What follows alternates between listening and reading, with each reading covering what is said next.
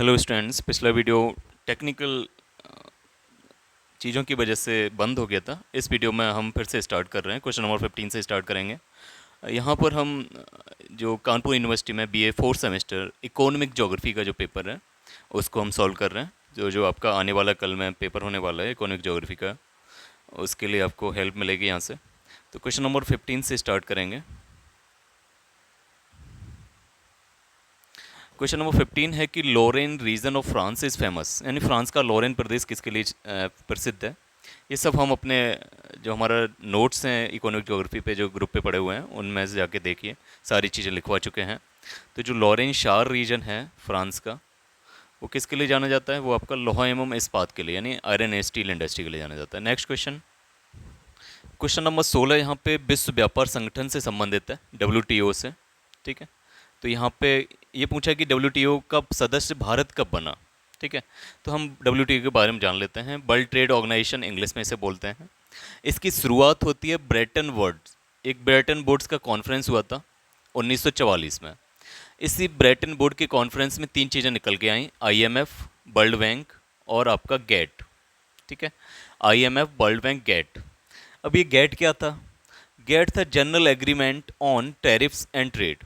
ठीक है, गेट का फुल फॉर्म है general agreement on tariffs and trade, यानी व्यापार से संबंधित एक संस्था बनाई गई जिसका नाम रखा गया गेट। ये अंतर्राष्ट्रीय व्यापार से संबंधित संस्था थी।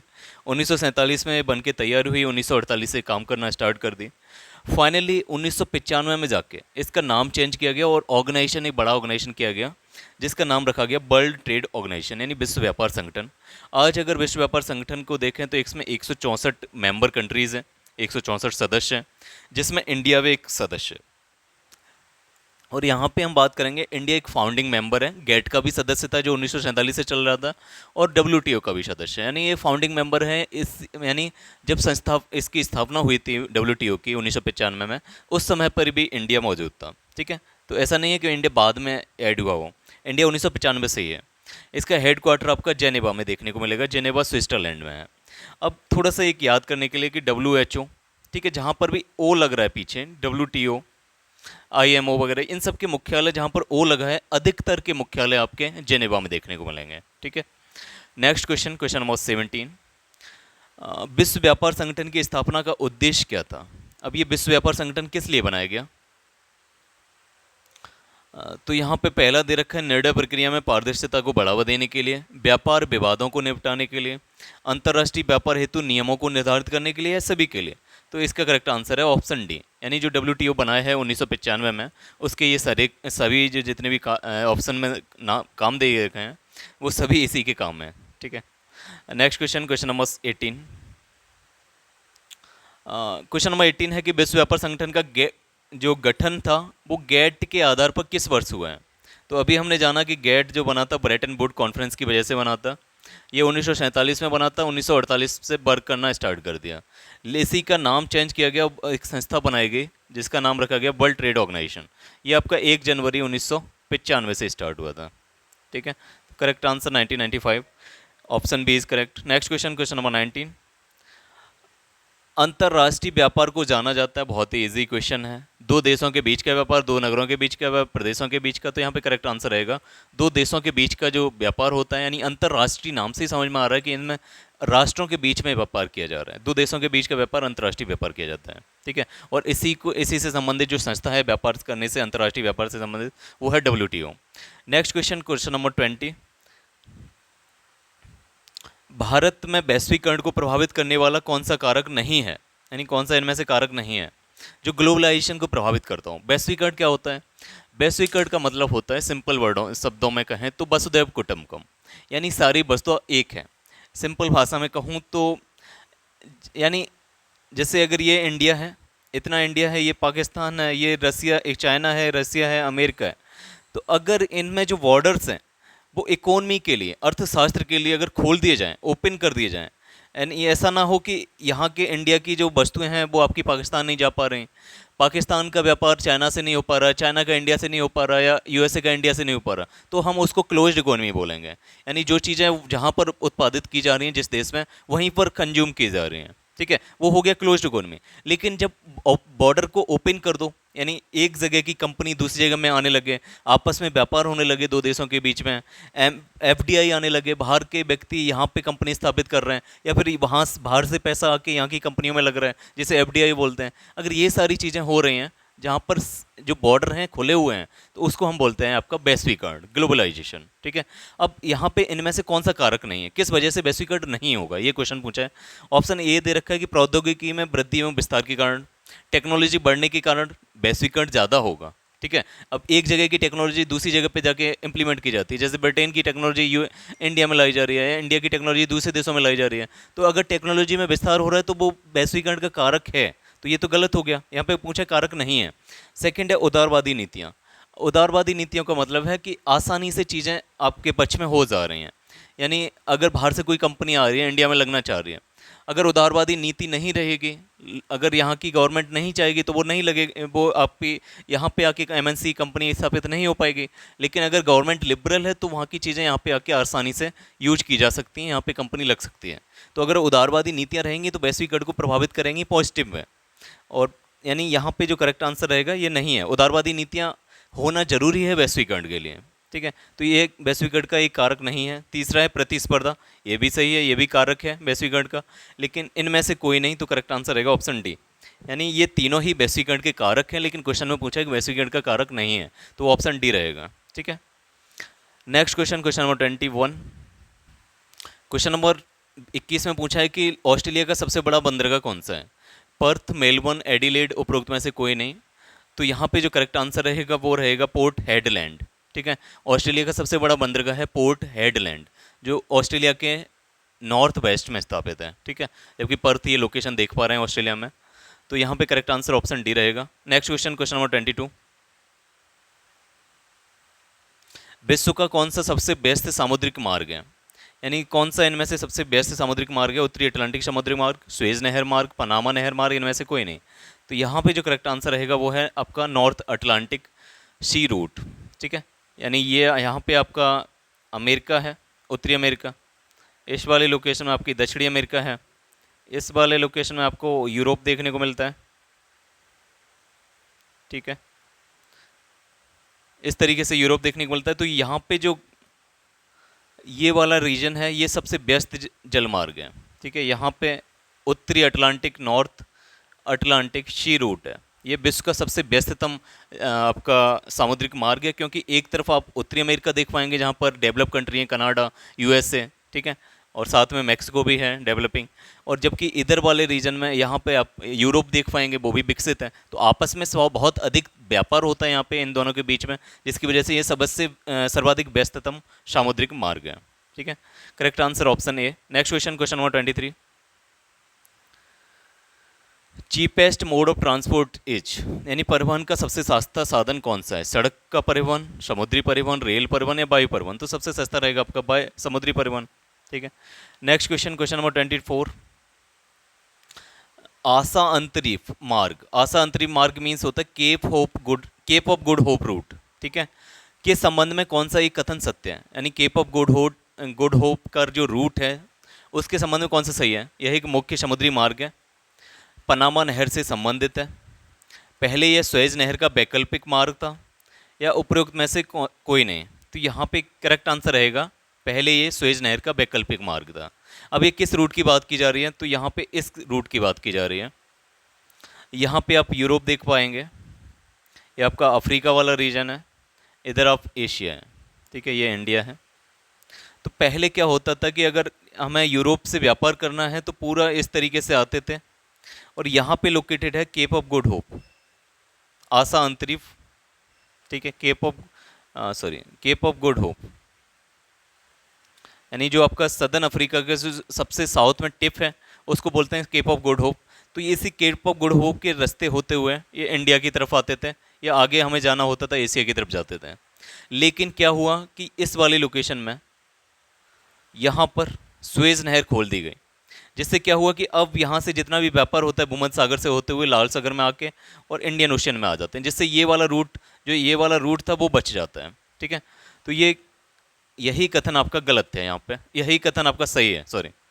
जो मुख्य समुद्री मार्ग है ये गलत है, क्योंकि सबसे जो व्यस्ततम समुद्री मार्ग है वो नाटो था, सॉरी नॉर्थ अटलांटिक ट्रेड जल मार्ग था, तो ये गलत रहेगा। पनामा नहर से संबंधित है, गलत है।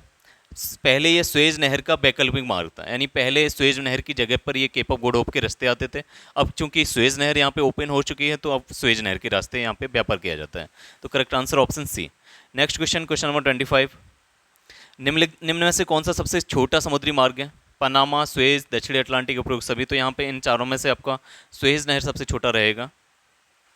नेक्स्ट क्वेश्चन है कि वैश्वीकरण किन कारकों से सुगम हुआ है, यानी किन चीज़ों की वजह से वैश्वीकरण बहुत तेज़ी से फैल रहा है? प्रौद्योगिकी में तेजी से सुधार, सही है। व्यापार का उदारीकरण, लिबरलाइजेशन, ये भी सही है। अंतर्राष्ट्रीय संगठनों का दबाव, ये भी ठीक है। उपरोक्त सभी, यानी करेक्ट आंसर उपरोक्त सभी। अगर इंडिया में वैश्वीकरण की शुरुआत बोलें तो हम एलपीजी रिफॉर्म्स बोलते हैं, लिबरलाइजेशन, प्राइवेटाइजेशन, ग्लोबलाइजेशन, ये सभी रिफॉर्म 1991 में हुए थे। ठीक है। Question number 27।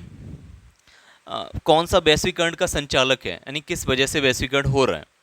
प्रत्यक्ष विदेशी निवेश, यानी जिसे हम एफडीआई बोलते हैं, फॉरेन डायरेक्ट इन्वेस्टमेंट, यानी बाहर की कंपनियां, बाहर के लोग इंडिया की कंपनियों में पैसा लगा रहे हैं, एफडीआई खरीद रहे हैं। प्रत्यक्ष विदेशी निवेश के प्रभाव पर व्यापार बाधाएं एवं नियंत्रण, यानी अगर एफडीआई बाहर से आ रहा है, यानी यूएसए में बैठा हुआ कोई व्यक्ति इंडिया की कंपनी में अपना पैसा इन्वेस्ट कर रहा है, अगर उस पे व्यापार, उस जो इन्वेस्टमेंट कर रहा है उसमें अगर बाधाएं डाली जाएं, उसमें नियंत्रण डाला जाए, यानी गवर्नमेंट रोक दे कि अगर बाहर से कोई भी आपका बिजनेसमैन है वो इंडिया की कंपनी में पैसा नहीं लगा सकता, उस पर नियंत्रण किया जाए, क्या उससे वैश्वीकरण अच्छा रहेगा?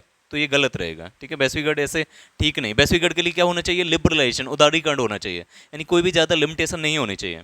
अगर बाहर से एफडीआई आ रहा है तो आने दो, ठीक है, तो ये चीज़ है वैश्वीकरण।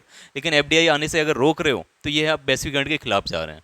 तो पहला गलत रहा। दूसरा, कमजोर प्रतिस्पर्धा, ये भी गलत है। यानी वैश्वीकरण के लिए तो जरूरी है कि ज़्यादा से ज़्यादा कंपटीशन हो मार्केट के बीच में, यानी अगर चाइना 20 रुपये की चीज़ आपका मोबाइल बेच रहा है, मान के चलिए अगर 20 रुपये में चाइना अपना कोई भी खिलौना बेच रहा है, अगर यूएस से 10 रुपये में लेके आया, इंडिया 5 रुपये में लेके आया, तो कंपटीशन ज़्यादा से ज़्यादा बढ़ेगा, इससे दूसरे लोगों को फायदा होगा। तो वैश्वीकरण के लिए क्या जरूरी है कि प्रतिस्पर्धा, कंपटीशन होना चाहिए। तो यहाँ पर बी भी गलत है, क्योंकि यहाँ पे कमजोर प्रतिस्पर्धा बोल रहा है। सी है तकनीकी प्रगति। ठीक है, तो ये बिल्कुल करेक्ट है, टेक्नोलॉजिकल प्रोग्रेस होनी चाहिए, तो ऑप्शन सी रहेगा यहाँ पे। वैश्वीकरण का संचालक कौन है? टेक्नोलॉजिकल प्रोग्रेस, तकनीकी प्रगति। Option C is correct. Next question, question number 28। भारत में वैश्वीकरण का प्रभाव किस पर पड़ रहा है? जैव विविधता पर, सामाजिक जीवन पर, सकल घरेलू उत्पाद पर, उपरोक्त सभी। करेक्ट आंसर सभी पे पड़ रहे हैं। ठीक है। Next question, question number 29। निम्नलिखित में से वैश्वीकरण के संदर्भ में कौन सा एक कथन असत्य है, यानी इन चारों में से कौन सा गलत है? वैश्वीकरण से संबंधित क्वेश्चन पूछा है आपसे। वैश्वीकरण एक अंतर्राष्ट्रीय एकीकरण है, यानी सभी अंतर्राष्ट्रीय एकीकरण किया जा रहा है यहाँ पे। ठीक है, यहाँ पे गलत कथन पूछा है, ये तो बिल्कुल सही है। वैश्वीकरण क्या कर रहा है? सभी कंट्री को आपस में मिला ले रहा है, यानी हर देश को एक परिवार बना ले रहा है। वसुधैव कुटुंबकम, एक परिवार बना जा रहा है, यानी सारे जो आपस में कंपटीशन हो रहा, सॉरी आपस में जो बॉर्डर थे वो ओपन कर दिए गए, यानी सारे देशों को आपको खोला जा रहा है, एक अंतर्राष्ट्रीय एकीकरण किया जा रहा है, इंटीग्रेशन किया जा रहा है। तो ये पहला सही है। विदेशी व्यापार को सुविधाजनक बनाया जा रही है, ये भी सही है। प्रौद्योगिकियों को आदान प्रदान होता है, यानी टेक्नोलॉजिकल मूवमेंट होता है एक कंट्री से दूसरे मूवमेंट में, ये भी सही है। चौथा है पर्यटन को बढ़ावा नहीं मिला है, तो ये गलत है, पर्यटन को बढ़ावा मिलता है वैश्वीकरण से। ठीक है, तो यहाँ पे जो असत्य पूछा है वो रहेगा ऑप्शन डी। ठीक है। नेक्स्ट क्वेश्चन, निम्न राज्यों में से कौन सा राज्य भारत में सर्वाधिक सौर ऊर्जा का उत्पादक करता है? तो सौर ऊर्जा वहीं पर होगी जहाँ पर, अगर इंडिया की लोकेशन पूछी जाए तो यहाँ पे ट्रॉपिक ऑफ कैंसर गुजर रहा है, 8 राज्यों से ट्रॉपिक ऑफ कैंसर गुजर रहा है, सबसे अधिक गर्मी वहीं पे पड़ेगी और नीचे पड़ेगी साउथ की तरफ। तो इन चारों में से जो लोकेशन रहेगी करेक्ट वो रहेगी राजस्थान। नेक्स्ट क्वेश्चन है कि विश्व का सबसे व्यस्त सामुद्रिक मार्ग कौन सा है? कील नहर, एरी नहर, पनामा या उत्तरी अटलांटिक? तो यहाँ पे जो करेक्ट आंसर रहेगा वो उत्तरी अटलांटिक जलमार्ग सबसे व्यस्ततम जलमार्ग है। नेक्स्ट है कौन एक कृत्रिम समुद्र स्तरीय जलमार्ग है? कृत्रिम यानी जो इंसान ने बनाया, ऐसा कौन सा जलमार्ग है जो इंसान बना रहा है इन चारों में से? दक्षिण प्रशांत महासागर जलमार्ग, स्वेज नहर, उत्तर प्रशांत महासागर जलमार्ग, केप ऑफ गुड होप। तो यहाँ पे करेक्ट आंसर स्वेज नहर रहेगा। ठीक है, ये सारी चीज़ें अपने नोट्स में मिल जाएंगी। स्वेज नहर, पनामा, कील, ये सब भी एक एक नहर के बारे में मैंने बता रखा है। तो नोट्स अच्छे से पढ़िए, रिवाइज करिए, अच्छे से कल जाके पेपर दीजिए। Next question, question number 33। कौन एक सुमेलित नहीं है? यहाँ पे सू नहर के बारे में, पनामा नहर, बेलेंड नहर, सुएज नहर, एक एक करके देखते हैं। सुएज नहर लाल सागर तथा भूमध्य सागर को आपस में कनेक्ट करती है, करेक्ट है। बेलेंड नहर एरी झील और ओंटेरियो को कनेक्ट करता है, ये भी सही है। पनामा नहर आपका आंध्र महासागर और प्रशांत महासागर को कनेक्ट करता है, ये भी ठीक है। सू नहर सुपीरियर झील को एरी की जगह ह्यूरॉन झील से जोड़ता है, ठीक है। ह्यूरॉन और सुपीरियर के बीच में है सू नहर, तो यहाँ पे गलत जो है पूछा है वो है option A. Next question, question number 34। Panama नहर समतल भूमि पर नहीं है। पनामा नहर में जल पॉस यानी लॉक सिस्टम नहीं है, तो ये तो गलत है, क्योंकि पनामा नहर में लॉक सिस्टम है, 3 लॉक सिस्टम है, मेनली 3 और 3 6 हो जाते हैं, और ये सारे चीज़ बता रखी हैं हमने, तो यहाँ पे करेक्ट आंसर रहेगा option B. Next question, question number 35। निम्न में से कौन सी जल परिवहन नहर उत्तरी सागर को बाल्टिक सागर से जोड़ती है? ऑप्शन ए गोटा नहर स्वीडन, बी उत्तरी सागर नहर बोल्गन रॉन शहर, या कील नहर। तो यहाँ पे किससे जोड़ रही है? उत्तरी सागर को बाल्टिक सागर से, नॉर्थ सी को आपके बाल्टिक सी से कनेक्ट करती है, ठीक है। अगर इसकी लोकेशन देखें तो कुछ इस तरीके से आपका नॉर्वे, स्वीडन, फिनलैंड वाले कंट्रीज़ हैं, और यहाँ पे आपका ब्रिटेन वाला रीजन देखने को मिलेगा, ये डेनमार्क रीजन है। तो इस यहाँ वाले पोर्शन को कट करते हुए ये आपका नॉर्थ सी है, उत्तरी सागर, ये आपका बाल्टिक सी है, तो यहाँ पे बीच में है आपकी कील नदी, कील नहर, सॉरी, ठीक है। तो यहाँ पे करेक्ट आंसर ऑप्शन डी रहेगा। यहाँ पे जो मेरे नोट्स हैं उनको अच्छे से रेफर करिए, उनको पढ़िए, सारी चीज़ें हैं, और नोट्स की मैं लिंक आपके डिस्क्रिप्शन बॉक्स में डाल दूंगा, और साथ में जो कमेंट बॉक्स का चैनल कमेंट बॉक्स है उसमें भी ऐड कर दूंगा।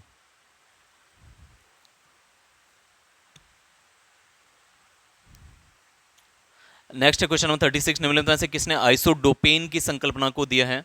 आइसोडोपेन का मतलब होता है connecting places of same additional transportation cost, यानी जो अधिक परिवहन लागत लग रही है वो एक लाइन पर सेम है, ठीक है, उस लाइन को बोलते हैं आइसोडोपेन। तो ये अल्फ्रेड वेबर ने दी थी, जो उसका कॉन्सेप्ट था न्यूनतम लागत सिद्धांत वाला, इंडस्ट्रियल लोकेशन थ्योरी, उसमें अल्फ्रेड वेबर ने आइसोडोपेन के बारे में बताया हुआ है। यहाँ पे करेक्ट आंसर ऑप्शन डी रहेगा। Next question, question number 37। कुदरती संसाधनों की आधारभूत छाया, यानी जिसे हम फैंटम फाइल बोलते हैं, संकल्पना का प्रतिपादन किसने किया है? फैंटम फाइल के बारे में, फैंटम फाइल जो मॉडल है वो किसने दिया है? ए हो हर्समैन ने, जिमरमैन ने, ब्राउन ने, या पेरोक्स ने? करेक्ट आंसर जिमरमैन रहेगा, ठीक है। 1957 में दिया था फैंटम फाइल मॉडल। ये एक्चुअली क्या था कि ये बताता है कि जो पहले, अगर मान लो इंडिया में 100 किलो सोना उत्पादन किया जा रहा है 100 साल पहले, अब धीरे धीरे क्या हुआ, टेक्नोलॉजी इंप्रूवमेंट हुआ, तो जो नई टेक्नोलॉजी आई उससे कितना एक्स्ट्रा हम सोना फिर से उत्पादन कर रहे हैं। 100 किलो तो हो रहा है, उससे एक्स्ट्रा कितना हो रहा है, यानी नई टेक्नोलॉजी की वजह से कितना नया प्रोडक्शन हो रहा है, उसको बोलते हैं Phantom file model. Next question is 38। किसने कहा अंतर्राष्ट्रीय व्यापार राष्ट्रों के मध्य एक व्यापार है? तो यहाँ पे एजवर्थ रहेगा। नेक्स्ट क्वेश्चन, विश्व व्यापार संगठन किस देश में स्थित है? जेनेवा में स्थित है, स्विट्जरलैंड में। नेक्स्ट है 40। निम्न में से कौन सा देश विश्व व्यापार संगठन का सदस्य नहीं है? It is little bit tricky question, थोड़ा सा टफ है। 164 देश हैं जो जो विश्व व्यापार संगठन है उसके सदस्य हैं, मेंबर हैं। अब 164 में से ये छांटना कि इनमें से कौन सा नहीं है, एक्चुअली ये करंट अफेयर था जिसको चेंज किया गया है, यहाँ इस फॉर्मेट में लाया गया है। तो ये सर्बिया, अल्जीरिया, बोस्निया, तीनों ही आपके विश्व व्यापार संगठन के सदस्य नहीं है। Correct answer all of these रहेगा। Next question, question number 41। अगला क्वेश्चन है कि निम्नलिखित से कौन सा एक गलत है?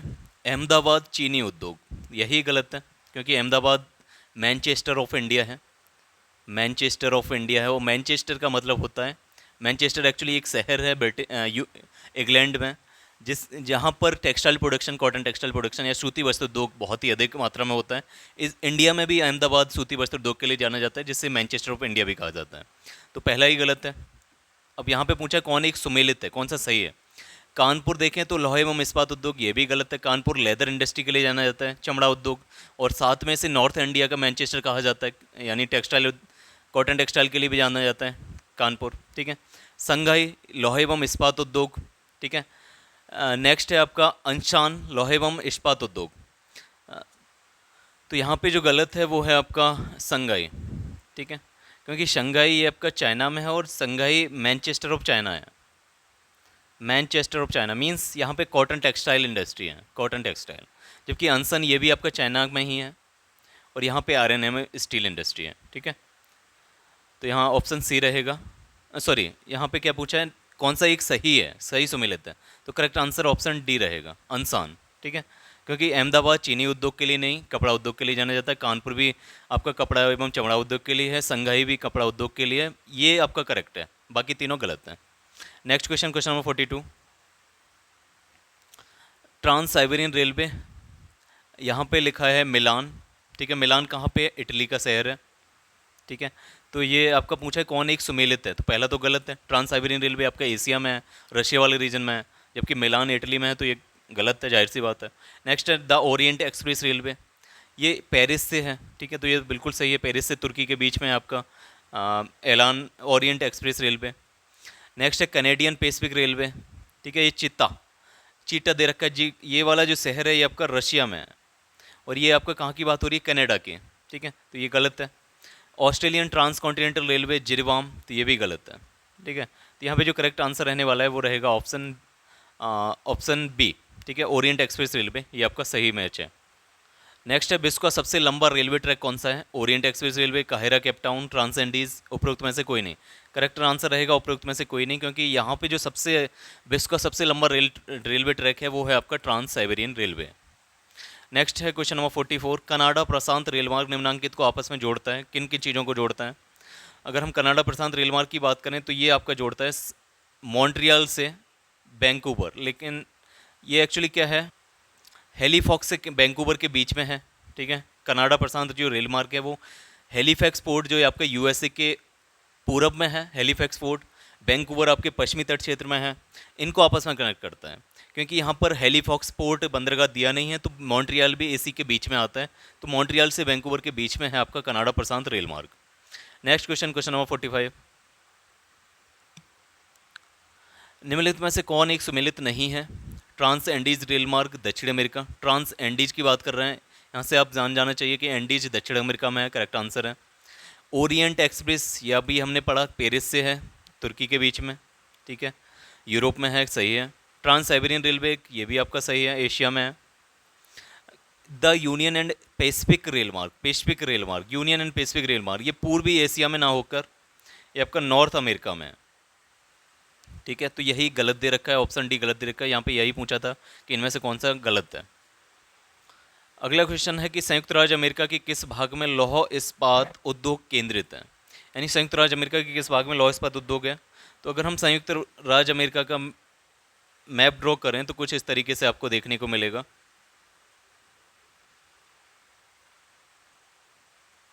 ठीक है, अब इस वाले लोकेशन में है आपका अपलेशियन माउंटेन्स, यहाँ पे कोयला मिलता है, यहाँ पे आपकी 5 झीलें हैं। ठीक है, 5 फिंगर लेक्स हैं जो आपस में लगभग कनेक्टेड हैं। इनके आसपास के जितने भी क्षेत्र हैं यहाँ पे आपको लोहा मिलेगा। तो इस वाली लोकेशन में आपको उत्तर पूर्व में, यानी आपके पूर्वी तटीय भाग में आपका यहाँ पे आयरन एंड स्टील इंडस्ट्री है। ठीक है, तो यहाँ पे जो करेक्ट आंसर रहने वाला है वो रहेगा ऑप्शन ए, पूर्वी तटीय भाग। Next question, question number 47। Cuba विश्व का एक मुख्य चीनी निर्यातक देश है। यह स्थित है, यानी क्यूबा कहाँ पर स्थित है, उत्तरी अंध महासागर में, अंध महासागर का मतलब अटलांटिक महासागर। ठीक है, उत्तरी नॉर्थ अटलांटिक महासागर में, उत्तरी प्रशांत महासागर में, हिंद महासागर में, उत्तरी सागर में। तो करेक्ट आंसर उत्तरी अंध महासागर, कैरिबियन आइलैंड से। ठीक है, क्यूबा। नेक्स्ट एक श्रुति वस्त्र उद्योग के लिए केंद्रीकरण के संदर्भ में जो नगर भारत में कपास का विराट नगर कहलाता है वह कौन सा है, यानी कपास का विराट नगर, या जिसे हम कॉटन पोलिस बोलते हैं, तो ये कौन सा शहर है, तो ये मुंबई है। ठीक है, इंडिया का कॉटन पोलिस आपका मुंबई है। Question number 49। भारत के मैनचेस्टर नाम से कौन सा शहर जाना जाता है, तो अहमदाबाद को भारत का मैनचेस्टर बोलते हैं, कानपुर को उत्तर भारत का मैनचेस्टर बोलते हैं, जबकि कोयम्बटूर को दक्षिण भारत का मैनचेस्टर बोलते हैं, जो तमिलनाडु में स्थित है। Next question, question number 50। किसने अवस्थापना त्रिकोण दिया है, यानी लोकेशनल ट्रायंगल मेथड दिया है। इस तरीके से हमने अपनी क्लास में समझाया था कि अगर एक रॉ मटेरियल यहाँ पे है, दूसरा रॉ मटेरियल यहाँ पे है, मार्केट यहाँ पे है, इस तरीके से लोकेशन ट्रायंगल बना है, तो किस लोकेशन पे आप इंडस्ट्री को सेटअप करोगे। तो इसकी बहुत सारी लोकेशन थी, यहाँ पे लगा सकते हैं, मिडिल में लगा सकते हैं, या R1 पे लगा सकते हैं, R2 पे लगा सकते हैं, M1 पे लगा सकते हैं। तो जिनमें से सबसे कम जहाँ पर न्यूनतम लागत आएगी जिस लोकेशन पे, वहाँ पे हम इंडस्ट्री लगाएंगे। तो इस तरीके का जो मॉडल है लोकेशन ट्रायंगल मॉडल, ये आपका किसने दिया है? ए अल्फ्रेड वेबर ने दिया है, ठीक है। नेक्स्ट क्वेश्चन, क्वेश्चन नंबर 51, निम्नलिखित में से कौन आर्थिक भूगोल से संबंधित नहीं है? मृदा का वितरण, वन, जनसंख्या वितरण, परिवहन। तो करेक्ट आंसर जनसंख्या वितरण। ये आपका पॉपुलेशन ज्योग्राफी से संबंध होता है, डेमोग्राफी बोलते हैं जिसको, ठीक है। जबकि मृदा, वन, परिवहन ये सभी आर्थिक भूगोल के ही स्कोप में आते हैं, आर्थिक भूगोल के कार्य क्षेत्र में संबंधित हैं। नेक्स्ट है 52, जैविक संसाधन कौन सा है इन चारों में से?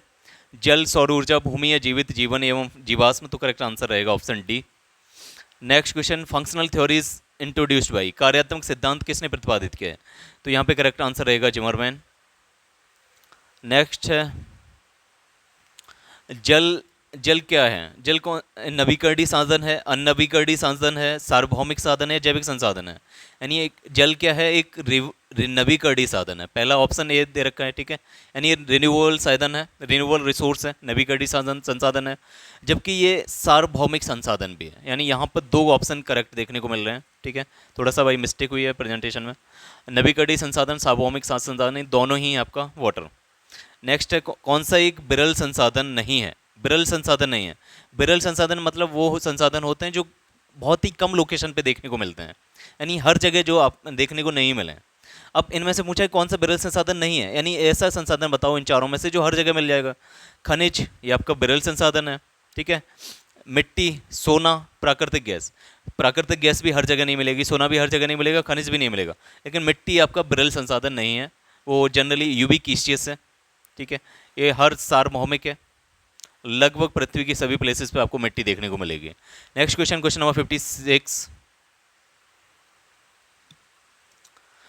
नेक्स्ट है डरवेंट विटलेसी का स्थानांतरणशील पशुचारण प्रदेश किस प्रकार की भौगोलिक दशाओं में पाया जाता है? स्थानांतरणशील पशुचारण प्रदेश, डरवेंट विटलेसी ने 13 एग्रीकल्चर रीजन्स बताए हैं, जिनमें से एक रीजन है स्थानांतरणशील पशुचारण, ठीक है, नोमैडिक ग्रेजिंग। अब ये नोमैडिक ग्रेजिंग किस क्षेत्र में पाया जाएगा? आर्द्र दशाओं में, अर्ध शुष्क एवं शुष्क दशाओं में, शीत दशाओं में। आर्द्र का मतलब जहाँ पर बारिश अच्छी खासी होती है। बी है अर्ध शुष्क एवं शुष्क मतलब जहाँ पर टेम्परेचर ज़्यादा रहता है, बारिश कम होती है। तीसरा है शीत दशाओं में, कोल्ड डिजर्ट्स में। तो यहाँ पे जो करेक्ट आंसर रहेगा ऑप्शन बी रहेगा, क्योंकि ये जो नोमैडिक ग्रेजिंग है आपका सेंट्रल एशिया वाले क्षेत्र में देखने को मिलेगी। Central Asia means Kazakhstan, Uzbekistan, Turkmenistan, ये सब वाला रीजन, ठीक है। सहारा वाला रीजन, टुंड्रा वाला रीजन, इन सब रीजन्स में आपको नोमैडिक ग्रेजिंग या स्थानांतरणशील पशुचारण प्रदेश देखने को मिलेगा। नेक्स्ट है क्वेश्चन नंबर 57, विटलेसी ने विश्व में कितनी कृषि प्रणालियों को पहचाना है? 5 को, 9 को, 6 को, 13 को। तो यहाँ पे 13 हिस्सों में कृषि प्रदेशों का विभाजन किया है विटलेसी ने।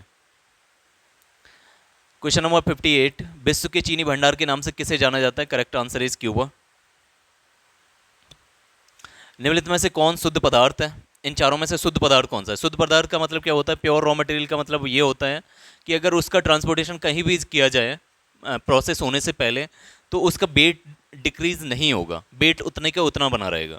अगर हम लॉ एस की बात करें तो इसका अगर क्योंकि इसमें इम्प्योरिटीज़ होती हैं, ठीक है। 1 टन आपका स्टील बनाने के लिए 3-4 टन की आवश्यकता पड़ेगी। तो इससे क्या होता है कि बहुत ज़्यादा इम्प्योरिटीज़ की मात्रा अधिक रहती है। तो जब 100 किलो सोना आप लोहा ले जा रहे हो, बन रहा है 2 किलो आपका 10 किलो आपका स्टील बन रहा है, तो बीच में ट्रांसपोर्टेशन कॉस्ट बहुत ज़्यादा पड़ जाएगा। यानी आपका एक वेट लूजिंग इंडस्ट्री है स्टील इंडस्ट्री, ठीक है। लोहा क्या है? शुद्ध पदार्थ नहीं है। बॉक्साइड भी शुद्ध पदार्थ नहीं है, सीमेंट भी आपका इम्प्योरिटीज़ पाई जाएंगे।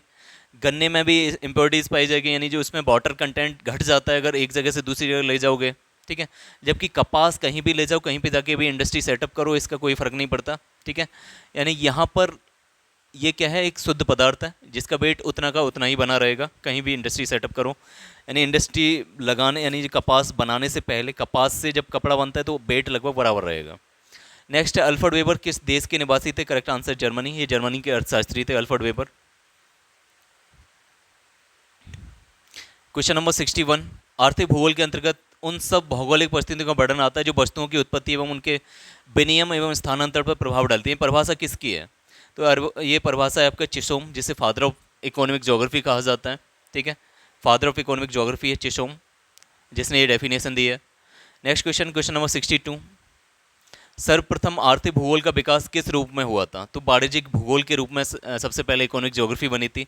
ये जिसने चिसोम, जो फादर ऑफ ज्योग्राफी भी कहलाते हैं, इनकी भी जो किताब है वो कॉमर्शियल ज्योग्राफी पे बेस्ड है। नेक्स्ट क्वेश्चन है क्वेश्चन नंबर 63। कौन सा विद्वान आर्थिक भूगोल से संबंधित नहीं है? कौन सा विद्वान है जो आर्थिक भूगोल से संबंधित नहीं है? गोट्स, R S Thoman, Dudley Stamp, William Morris Davis. ये अमेरिका का था विलियम मॉरिस डेविस, ये फिजिकल ज्योग्राफर है, भौतिक भूगोल विद है। करेक्ट आंसर ऑप्शन डी रहेगा।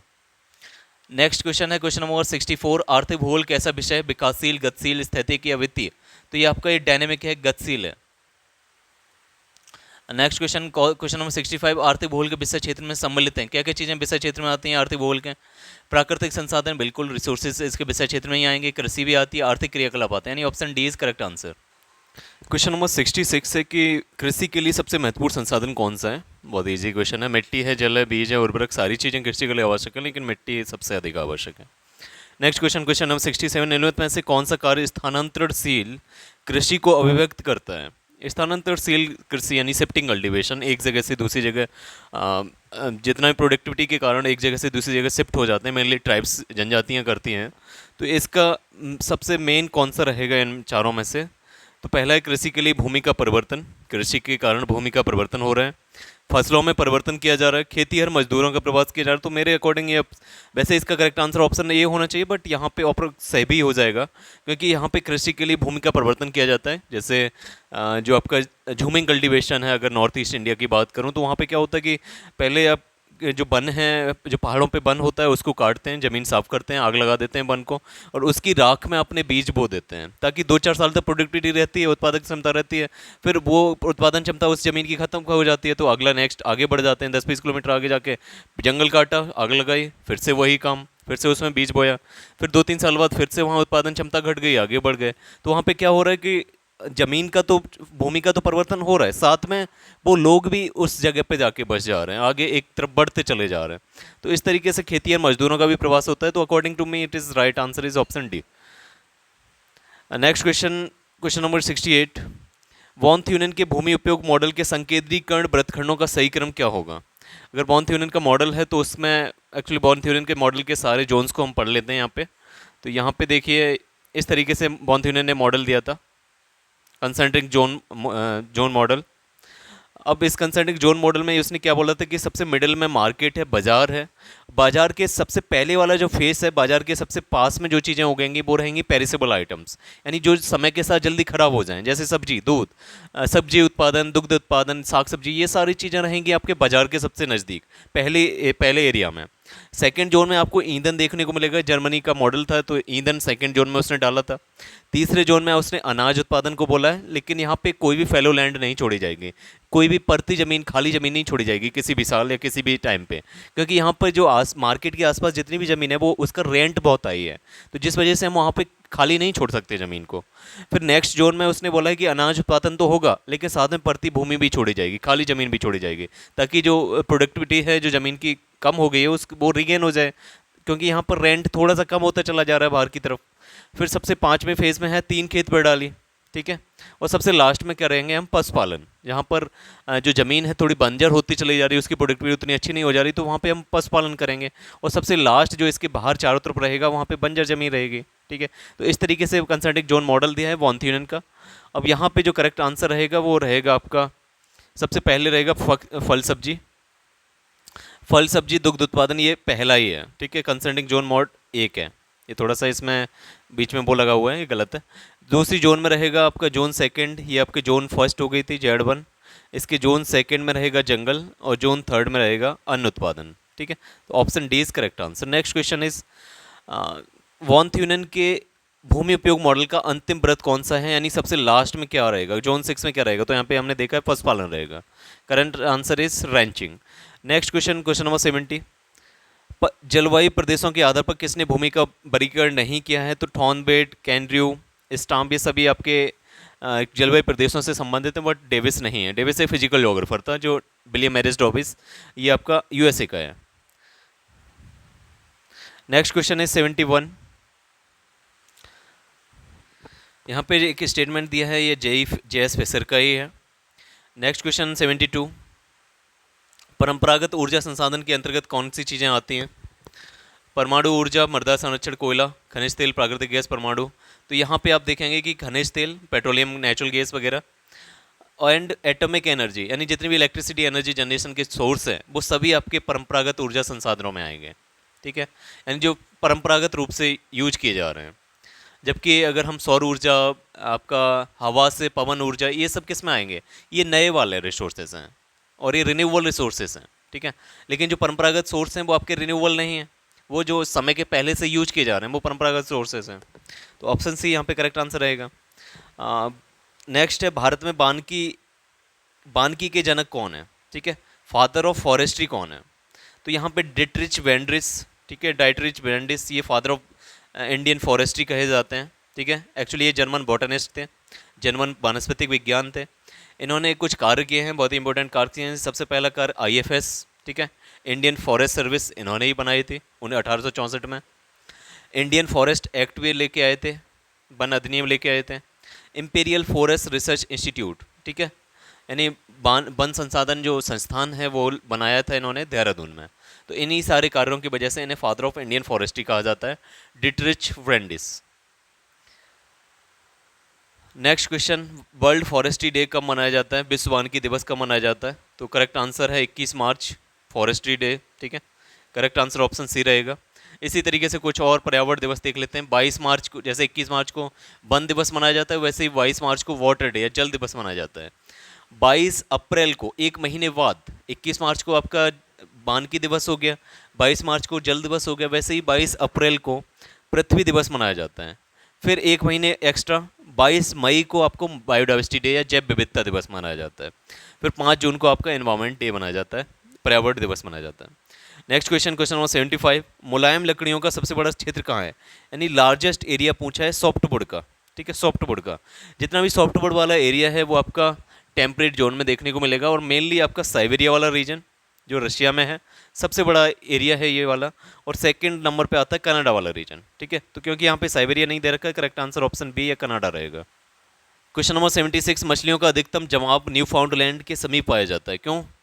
तो न्यू फाउंडलैंड सबसे पहले जानते हैं, न्यू फाउंडलैंड कहाँ है, ये कनाडा का रीजन है, ठीक है, ये कनाडा का रीजन है, कनाडा के पूर्व में है। यहाँ पे जो न्यू फाउंडलैंड का रीजन है, बहुत अच्छे से मैंने ये उसमें नोट्स में दे रखा है, क्योंकि यहाँ पे गल्फ स्ट्रीम जो गर्म जलधारा है, और आप दूसरी तरफ से आपका लेब्राडोर करंट है जो ठंडी जलधारा है, इनके आपस में मिलने के कारण यहाँ पे न्यूट्रिशन, बहुत ज़्यादा प्लैंक्टन्स की ग्रोथ होती है, वहाँ पे न्यूट्रिशन मिलता है, जिसकी वजह से यहाँ पे आपका फिश रीजन या वेस्ट फिशिंग जोन है संसार का। तो यहाँ पे करेक्ट आंसर रहेगा गर्म एवं ठंडी जलधाराओं की उपस्थिति कारण।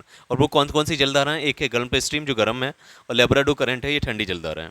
नेक्स्ट क्वेश्चन नंबर 77, डॉगर बैंक कहाँ पर स्थित है। यहाँ पे आप शब्द सुनेंगे डॉगर बैंक, ग्रैंड बैंक। की बैंक का मतलब होता है जहाँ पे फिशिंग प्रोडक्शन हो रहा है, मछली उत्पादन हो रहा है। अब ये डॉगर बैंक किससे संबंधित है, ये मैंने मिड टर्म में भी क्वेश्चन दिया था, ये उत्तरी सागर में है, ठीक है। डॉगर बैंक कहाँ पे, उत्तरी सागर में है। नेक्स्ट क्वेश्चन है क्वेश्चन नंबर 78, सागर कृषि किसे कहा जाता है। मरीन फार्मिंग किससे संबंधित है, तो मरीन फार्मिंग का मतलब मत्स्यन, फिशिंग से संबंधित होता है। नेक्स्ट क्वेश्चन है क्वेश्चन नंबर 79, निम्नांकित में से समुद्री संसाधनों द्वारा क्या प्राप्त किया जाता है, यानी समुद्री संसाधन, मैरीन रिसोर्सेज बताना है। मरीन से यानी समुद्र से आप क्या क्या चीज़ें ले सकते हैं, तो मत्स्यन यानी फिशिंग कर सकते हैं, मिनरल्स निकाल सकते हैं, पेट्रोलियम से, ये सारी चीज़ें निकलती हैं, यानी करेक्ट आंसर ऑप्शन डी रहेगा यहाँ पे।